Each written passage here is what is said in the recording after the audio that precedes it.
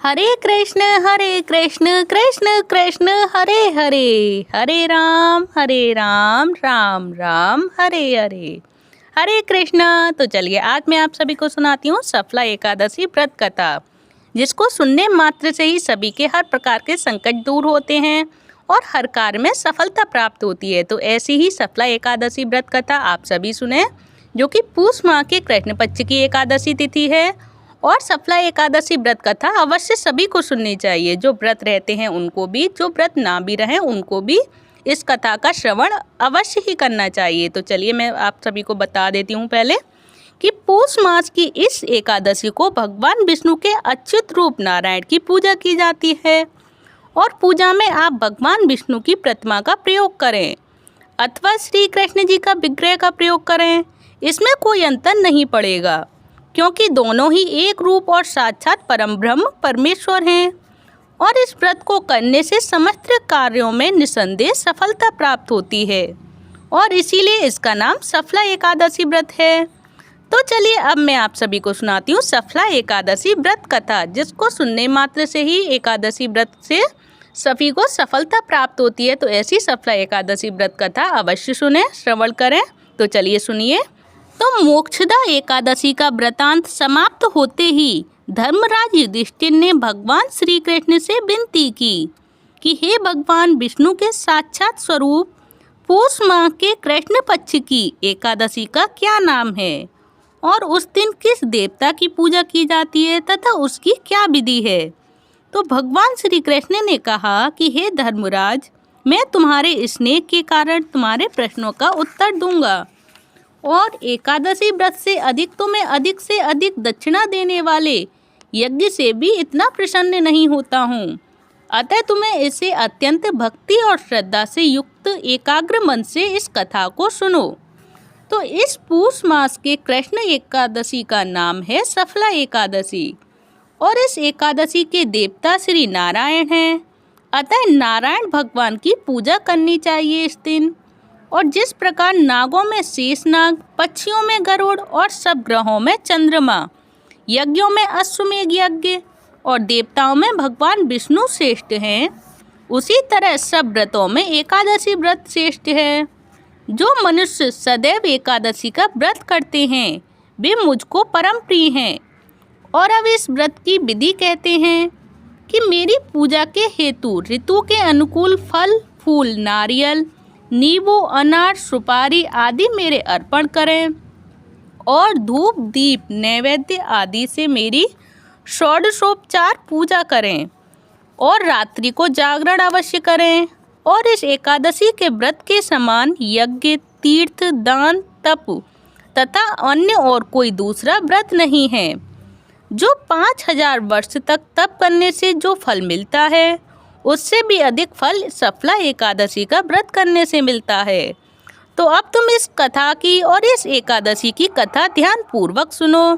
तो चंपावती नगरी में महिष्मान नाम का एक प्रतापी राजा राज्य करता था और उसके 4 पुत्र थे। उन सब में लुम्पक नामक बड़ा राजपुत्र महापापी था और वह पापी सदा पर स्त्री, वेश्यागमन और दूसरे बुरे कामों में अपने पिता का धन नष्ट किया करता था।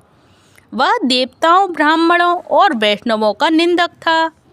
जब राजा को अपने बड़े पुत्र के इन कुकर्मों का ज्ञान हुआ तो उसको अपने राज्य से उन्होंने निकाल दिया। तब वह विचारने लगा इधर उधर और वह बोला कि अब मैं किधर जाऊं, क्या करूं। अंत में उसने चोरी का कर्म करने का निश्चय किया और वह दिन भर वन में रहता और रात्रि को अपने पिता की नगरी में चोरी करता। और वह राजा को तंग करने और मारने का कुकर्म भी करता था। वह वन में पशुओं आदि को भी मारकर खा जाता था और राज्य कर्मचारी उसको इन कुकर्मों के कारण पकड़कर भी राजा के डर के मारे छोड़ देते थे।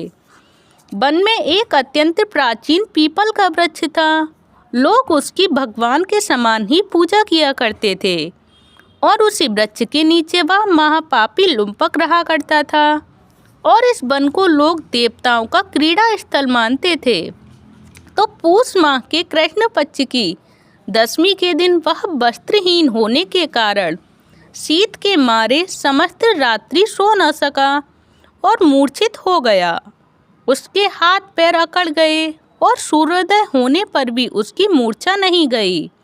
और दूसरे दिन सफला एकादशी को दोपहर के समय सूर्य की गर्मी से उसकी मूर्छा दूर हुई तो वह होश में आकर गिरता पड़ता वन में भोजन की खोज में भटकने लगा, परंतु शारीरिक कमजोरी और कष्ट के कारण वह जीवों को मारने में असमर्थ रहा। अंत में वह वृक्षों से गिरे हुए फलों को बीनकर पीपल के वृक्ष के नीचे आया और उस समय तक सूर्य भगवान अस्त हो गए थे और उसने फलों को पीपल के वृक्ष के नीचे लाकर रख दिया और रो रो कर कहने लगा, भगवान, यह सब फल फूल आपके ही अर्पण हैं, आप ही इनसे तृप्त हो जाइए। और उस रात्रि को भी उसको दुख के मारे नींद नहीं आई और वह रो रो कर भगवान को याद करता रहा। इस प्रकार उसने अनजाने में ही सफला एकादशी का उपवास और रात्रि में ईश्वर भक्ति हो गई। इस उपवास तथा जागरण से भगवान अत्यंत प्रसन्न हुए और उसके सब पाप नष्ट हो गए क्षण भर में ही। और दूसरे दिन प्रातः समय अनेक सुंदर वस्तुओं से सजा एक अति सुंदर घोड़ा उसके सामने आकर खड़ा हो गया। उसी समय आकाशवाणी हुई कि हे राजपुत्र, भगवान नारायण की कृपा से तेरे समस्त पाप नष्ट हो गए हैं। अब तो अपने पिता के पास जाकर राज्य प्राप्त कर। और लुम्पक ने जब ऐसी आकाशवाणी सुनी तो वह अत्यंत प्रसन्न हुआ और बोला कि हे भगवान, आपकी जय हो। कहते हुए उसने घोड़े की पीठ पर रखा हुआ खाना खाया और वस्त्र एवं आभूषण पहन लिए और घोड़े पर चढ़कर वह अपने पिता के पास गया और संपूर्ण कथा कह सुनाई अपने पिता को। तो कुछ समय बाद राजा महिष्मान ने लुम्पक को अपना राज्यभार सौंप दिया और स्वयं तपस्या करने वन में चले गए। अब लुम्पक शास्त्रानुसार राज्य करने लगा। उसके स्त्री पुत्र आदि भी नारायण के परम भक्त बन गए और वृद्धावस्था आने पर वह अपने पुत्र को गद्दी देकर भगवान का भजन करने के लिए वन में चला गया और अंत में विष्णु लोक को प्राप्त हुआ। जो मनुष्य भक्ति पूर्वक इस सफला एकादशी का व्रत करता है उसके सभी कार्यों में उसको सफलता प्राप्त होती है और अंत में मुक्ति मिलती है। जो मनुष्य इस एकादशी का व्रत नहीं करते वे पूंछ और सींगों से रहित पशु के समान हैं। और इस सफला एकादशी के व्रत का प्रभाव तो अनंत है ही। इसके महात्म्य के पढ़ने अथवा सुनने से भी अश्वमेध यज्ञ का फल प्राप्त होता है। तो ऐसी है ये सफला एकादशी व्रत कथा, जिससे सभी पाप क्षण भर में नष्ट हो जाते हैं और सभी कार्यों में सफलता प्राप्त कराते हैं।